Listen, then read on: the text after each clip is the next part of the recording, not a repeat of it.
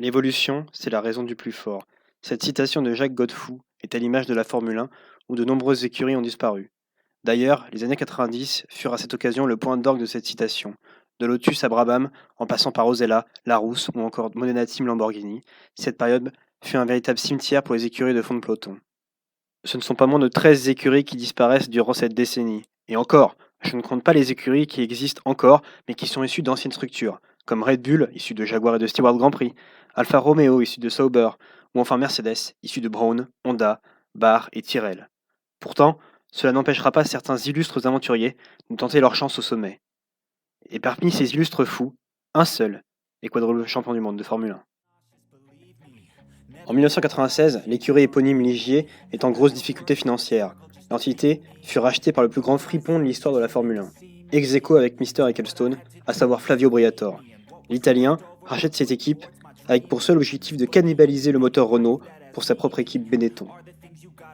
Malgré ces difficultés, l'équipe, équipée de moteurs Mugen Honda, se démène pour rester en vie et termine 6ème du championnat constructeur, bien aidé notamment par la victoire d'Olivier Panis lors du légendaire Grand Prix de Monaco 1996.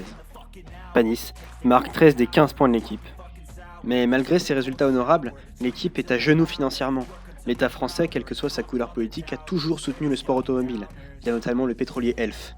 Jacques Chirac, alors président de la République, pousse Alain Prost à racheter Ligier, ce qui est effectif en février 1997 et poussé notamment par des sponsors nationaux, comme les cigarettiers gauloises, Canal+, ou encore le fabricant de téléphones Alcatel. L'équipe, emmenée par Panis et Shinji Nakano, réalise un début de saison exceptionnel. Panis réalise 2 podiums au Brésil et en Espagne avant de se fracturer les jambes dans un terrible accident au Canada. Il sera remplacé par Jarno Trulli à partir du Grand Prix de France. Ce dernier est très fiable et passe très proche de la victoire en Autriche.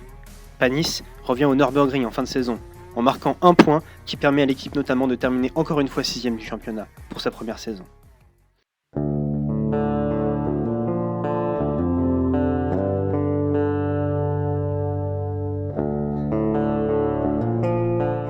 En 1998 voit l'apparition de la première vraie Prost, à savoir l'AP01. La voiture est dessinée par Bernard Dudot et est propulsée par un moteur Peugeot. 98 sera une saison très compliquée pour Prost. Déjà parce que le moteur est très peu fiable, et en plus parce que les performances globales de la voiture sont très médiocres, notamment en raison de l'exploitation des nouveaux pneus rainurés et de la nouvelle aéro. Trulli ne marquera d'ailleurs qu'un seul point à Spa. En 1999, c'est un peu mieux avec l'appui technique de John Barnard, ancien de chez McLaren Racing. L'écurie termine 7ème du championnat avec 9 points. Mais un sentiment de déception naît des occasions ratées à Monaco, en Australie ou encore en France. De fait, pour l'an 2000, Alain Prost entame une révolution de palais qui va propulser Prost Grand Prix vers l'abîme. Alan Jenkins, transfuge de chez Stewart, s'occupe du design avec John Barnard et Loïc Bijois. Du côté des pilotes, Panis et Trulli sont remplacés par Alesi et le débutant Nick Heidfeld. Stéphane Sarrazin, qui effectua une pige malheureuse chez Minardi à Interlagos en 1999, est le 3e pilote de l'équipe. Quant au financement, il est également restreint. L'équipe tient avec un budget d'environ 60 millions d'euros, grâce à PlayStation, Bic, Peugeot ou Yahoo. L'enseigne de luxe LVMH rachète 10% de l'écurie. Côté coulisses, l'État français est aux abonnés absents. Le symbole du savoir-faire à la française est totalement livré à lui-même depuis que Chirac ait décidé de dissoudre l'Assemblée nationale. Le nouveau gouvernement socialiste n'a que faire des préoccupations d'Alain Prost.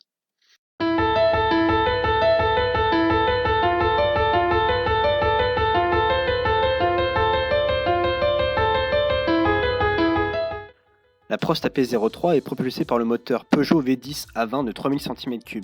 Sur le papier, il délivre 800 chevaux à 16 000 tours minute, très proche du moteur le plus puissant du plateau, à savoir le moteur Mercedes, qui vaut à peu près 815 chevaux.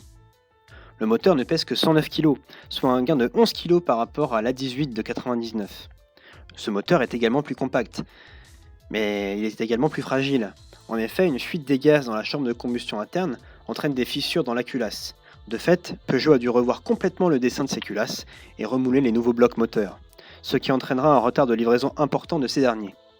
En plus, côté piste, le moteur délivre moins de puissance que prévu, car il est plafonné à 780 chevaux. Accolé à ce moteur, la boîte de vitesse semi-automatique longitudinale à 7 rapports fera son affaire. Cette pièce d'orfèvrerie est fabriquée par Prost, en partenariat avec les Britanniques de Xtrac, alors qu'elle a été fournie par Peugeot les années précédentes. L'embrayage à commande manuelle est fabriqué par AP. Enfin, l'électronique est fournie par TAG. Côté châssis, la P03 est quasiment entièrement nouvelle. Le châssis est en monocoque carbone, tout ce qui est plus classique. Il est également plus lourd, de 30 kg, et plus résistant que celui de la P02. Les freins sont en carbone et sont le fruit d'un partenariat entre Prost, AP et Carbon Industries. Le poids de la monoplace est d'environ 600 kg. La voiture est déterminée à Barcelone pour les essais d'avant-saison. Et déjà, le chrono fait très mal. Prost est à plus de 3 secondes des équipes de milieu de peloton. En plus, Alesi ne fait que 6 tours en raison d'un problème de suspension arrière. La suspension justement est mal dessinée et interfère sur le flux d'air arrière, empêchant un plaquage plus important de la voiture à l'arrière et donc empêche l'apport d'appui à l'arrière. Les tests s'enchaînent à Jerez de la Frontera et à Barcelone. Si les problèmes mécaniques s'améliorent un petit peu, ce n'est pas le cas des performances. Prost reste à 3 secondes des meilleurs et en plus n'arrive pas à résoudre ses problèmes électriques. Commencer la saison sans que la fiabilité soit au rendez-vous est un pari risqué. L'équipe se réveille avec la tête à l'envers en Australie. Les deux pros sont en fond de peloton en qualification et en course. Alesi abandonne rapidement à la suite d'un problème technique. Edsfeld, lui, s'accroche avec Gaston Mazacan avant de terminer 9ème après une course en fond de peloton. L'équipe met à contribution ses pilotes lors de séances d'essais privés, notamment à Silverstone, entre les deux Grands Prix d'Australie et du Brésil pour tenter de solutionner leurs problèmes techniques. À Interlagos, Alesi est rapide, mais tape en qualification. Quant à Edsfeld, il est en difficulté tout le week-end. Le lendemain, Alesi perd son aileron arrière et tape le mur au warm-up. Pour la course, les deux pilotes bénéficient d'un moteur frais. Sans succès, car les deux abandonnent sur problème de fiabilité.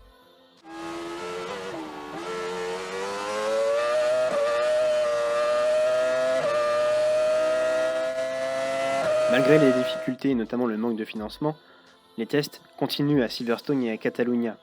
Prost teste un nouveau châssis permettant d'améliorer l'équilibre général de la monoplace. La F1 continue son petit bonhomme de chemin et retourne en Europe, cette fois-ci à Saint-Marin sur le circuit d'Imola. Mais pour l'équipe, ce sera un calvaire.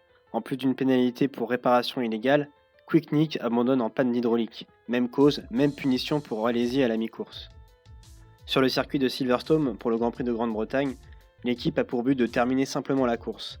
Malheureusement, les essais sont marqués par des problèmes de boîte de vitesse et de moteur, à répétition pour Alesi et Edsfeld. Edsfeld d'ailleurs explose son moteur en qualification. Alesi prend un bon départ en course et prend la 10e place à un tour. Quant à Edsfeld, il rate son départ et reste en queue de peloton, puis abandonne à la suite d'un problème de pression d'huile. À Barcelone, des premières rumeurs apparaissent pour changer de moteur ou bien carrément se faire racheter par Peugeot. Côté piste, on remarque lors des essais que la voiture s'améliore, notamment l'équilibre au freinage. En qualification, une nouvelle fois, l'équipe est en difficulté. En course, ça dure pas très longtemps pour Alesi qui s'accroche avec Pedro de la Rosa. Edsfeld, lui, dispute une course anonyme et termine 16ème à 3 tours. On continue en Europe avec le Grand Prix d'Europe, ça ne s'invente pas au Nürburgring. Des beaux essais donnent de beaux espoirs pour la course. Malheureusement, ces espoirs sont rapidement balayés par une erreur de l'équipe. La voiture d'Edsfeld est pesée 2 kg en dessous de la limite. Le pilote allemand subit l'humiliation par une disqualification à domicile. Alesi, lui, après une qualification compliquée, remonte dans le peloton et termine 9ème à l'issue d'une brillante course. Pour le Grand Prix le plus glamour de la saison disputé à Monaco, Alesi réalise un temps canon avec le 7ème temps en qualification, alors qu'Edsfeld, lui, est loin. En course d'ailleurs, Quick Nick est pris dans un carambolage avec Button et De La Rosa, ce qui en résulte un drapeau rouge. Il prend donc la voiture de réserve, réglée pour Alesi. Il repart 21ème et finit 8ème.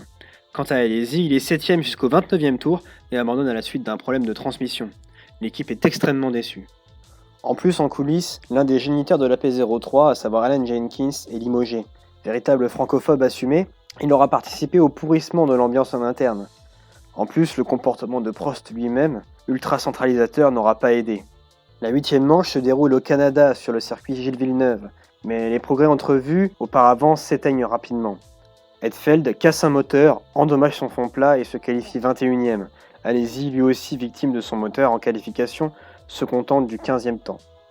En course, nouveau problème hydraulique et moteur pour les deux compères du Prost Grand Prix. L'équipe compte sur le rendez-vous à domicile sur le circuit de Nevers-Manicourt pour redresser la pente. Ça va bien se passer. Ça va bien se passer.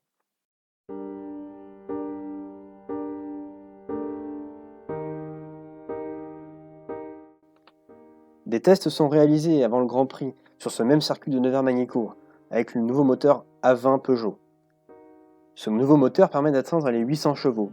Lors des tests, Alesi fut carrément rappelé à son stand car selon l'équipe, la voiture était trop rapide. Suite à ce test, un accord commun est trouvé entre Peugeot et Prost pour n'utiliser que le levé 4 qu'en qualification. Sauf que les résultats en qualification s'avèrent très pauvres.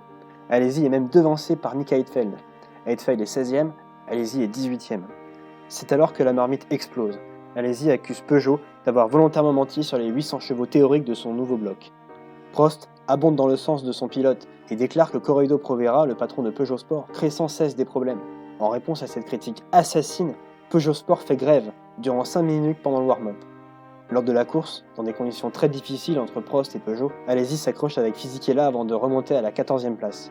Heidfeld, lui, livre une course anonyme et termine 12e. Non content d'avoir flingué son principal partenaire, qui cela dit n'est pas exempt de tout reproche, Prost va s'auto-détruire en pleine saison. Pourtant, grâce au travail de Stéphane Sarrazin, l'équipe apporte des nouveaux éléments, avec notamment un nouveau capot moteur et de nouveaux échappements pour le Grand Prix d'Autriche. Au cœur des montagnes de Styrie, les deux pilotes se retrouvent 17e et 19e en qualification. Les deux pilotes se retrouvent roue dans roue à la suite des arrêts au stand en course. Alesi tente de prendre le meilleur sur son équipier, il se jette au freinage du premier virage. Quick Nick ferme la porte, les deux voitures s'accrochent. S'ensuit une terrible passe d'armes par médias interposés entre Alesi et Heidfeld. Villeneuve, pilote chez Baronda, rajoute une pièce dans la machine et déclare que l'Allemand est un débutant et se conduit comme tel. Comble de l'enfer, Peugeot arrête la F1 le même week-end et annonce revendre son programme moteur à Asiatech, qui équipera Arrows en 2001. La course en Allemagne est marquée par un terrible accrochage entre Pedro Diniz et Jean Alesi. La fiabilité coûte très cher également à Nick Heidfeld, qui abandonne à la suite de problèmes électriques. La fin de la tournée européenne est absolument catastrophique, avec 2 doubles abandons à Spa et à Monza. Pour la fin de la saison, Alesi de nouveau victime de son A20 aux USA et au Japon, mais finit 9e à Sepang. Quick Nick, lui, abandonne à Suzuka et en Malaisie, mais finit quand même 9e à Indianapolis. En fin de saison, Prost est approché par David Hunt, frère de James Hunt, pour faire revivre le nom Lotus en Formule 1. Il est également approché par des investisseurs belges, indonésiens, émiratis, saoudiens ou encore canadiens. Conséquence de cette saison catastrophique, Prost Grand Prix termine dernière du championnat.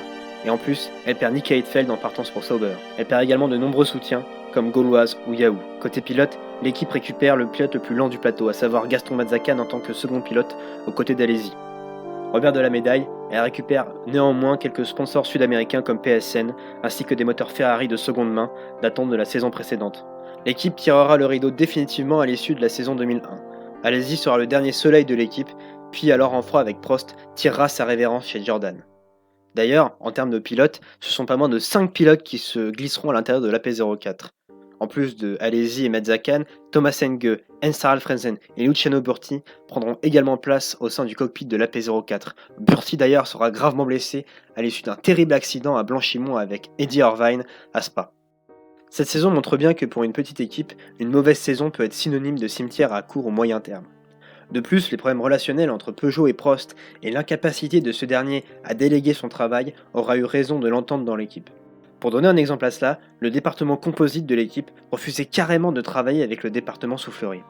Comment voulez-vous manager une équipe avec une telle ambiance ? Bref, un échec national majeur absolu.